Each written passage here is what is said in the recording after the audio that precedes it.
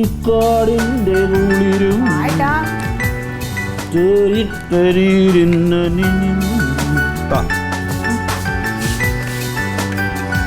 ആ വാങ്ങി പോകാം നോക്കണേ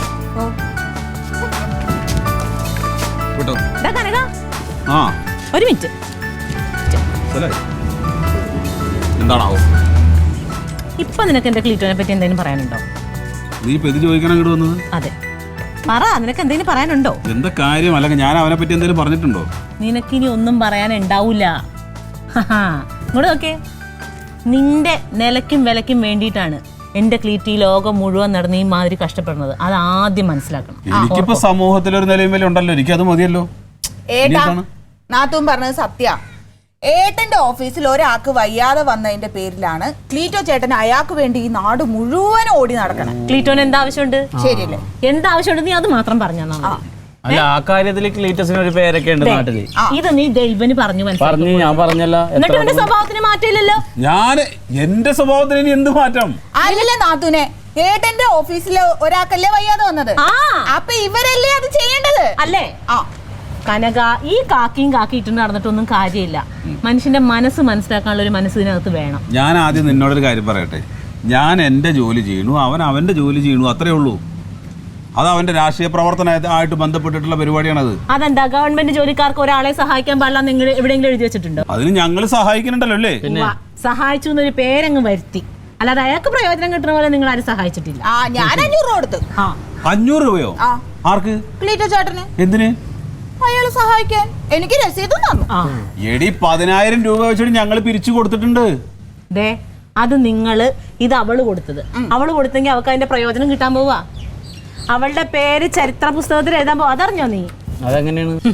ഈ പൈസ കൊടുത്തേക്കുന്ന ആൾക്കാരില്ലേ, അവരുടെയൊക്കെ പേരും തുകയും അഡ്രസ്സും ഒക്കെ കൂടി ചേർത്ത് ഒരു ബുക്ക് ഇറക്കാൻ പോവാ ക്ലീറ്റോ. ശരി, അപ്പൊ 500 കൊടുക്കണമല്ലോ. കൊടുത്തോ? നല്ല കാര്യം. എന്നിട്ട് ഈ 500 രൂപ കൊടുത്തിട്ട് ഈ പുസ്തകത്തിൽ വന്നിട്ട് ഈ പുസ്തകം നീ അതങ്ങ് പുഴുങ്ങി തിന്നും. ഒരു കാര്യം ചെയ്യും, അവിടെ 2 നമ്മള് മറ്റേ പുട്ടല്ലേ ഉണ്ടാക്കിയത്, ഒരു 2 കഷ്ണം എടുത്തിട്ട് വാടാക്കിൽ തിരികെ കൊടുക്കും.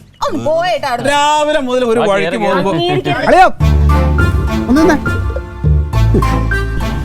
ഇനി അവന്റെ വായിരിക്കണം കേൾക്കണം. എന്റെ ദൈവമേ, എന്താണ് വൈകിയ? ഒരിച്ചിരി വൈകി എളിയാ പോണം. അതെന്തായാലും നന്നായി.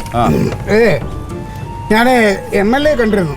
അപ്പൊ MLAയുടെ അടിയന്തര ചികിത്സാ സഹായ ഫണ്ടിൽ നിന്ന് ഒരു 10,000 രൂപ നമ്മുടെ വർഗീസ് ചേട്ടന് കൊടുക്കാൻ ഇതൊന്ന് കൊടുത്തരാം. അല്ല, അത് നിന്റെ മറ്റാ പിരിക്കുന്ന കൂടെ ഒന്നിച്ച് കൂട്ടി കൊടുത്താ പോരെ? അത് വേറെ, ഇത് അടിയന്തരമായിട്ടുള്ള ഒരു സഹായം. എന്റെ അളിയാ, കയ്യിന്നേ പൈസ കൊടുക്കണില്ല. ഇത് ആർക്കെങ്കിലും കൊടുത്ത് അങ്ങനെയെങ്കിലും നന്മ ചെയ്യേ. ഒരു കാര്യം ചെയ്ത് ഫാസിൽ എടുത്ത് കൊടു. എന്നാലും അളിയും കൊടുക്കൂലെന്ന്. അപ്പോഴേ 10 രൂപ 10 രൂപ. പിന്നെ വേറൊരു കാര്യം, MLA ഞാൻ നിൽക്കെ തന്നെ നമ്മുടെ ആരോഗ്യമന്ത്രിയെ വിളിച്ചിട്ട് സൗജന്യ ഡയാലിസിസിനുള്ള ഏർപ്പാടും ചെയ്തിട്ടുണ്ട്.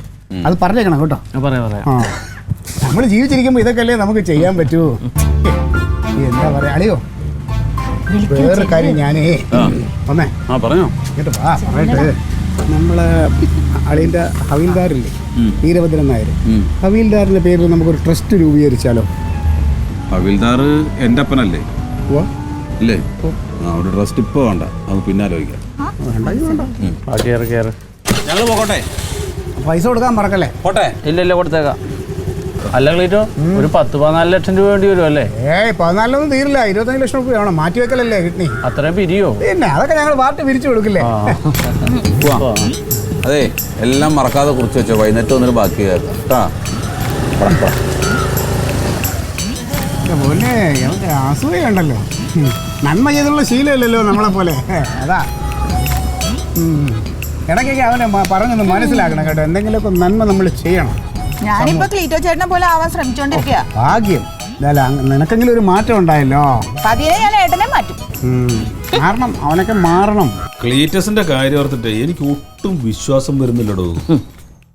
അതെ, ഇത് കള്ളനോട്ടാണോ നോക്കിയത് നീ? ഇതൊക്കെ നല്ല അസല് പുതിയ നോട്ടല്ലേ?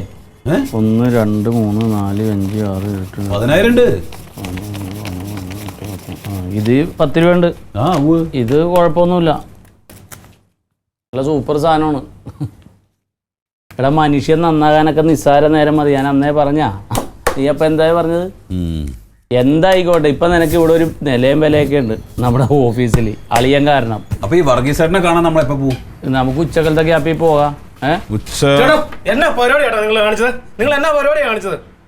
നീ മറ്റേ വർഗീസേട്ടനെ പോകുന്നുണ്ട്. ഞാൻ എല്ലാ വിവരവും കൃത്യമായിട്ട് അറിഞ്ഞിട്ട് തന്നെ വരുന്നത്. എന്താ കാര്യം എന്ന് പറയണ? എന്താ കാര്യം അറിയണോ? എന്റെ അപ്പന്റെ ചികിത്സാ സഹായത്തിന് 3,60,000 രൂപ ഇതുവരെ ബാങ്കിൽ വന്നിട്ടുണ്ട്.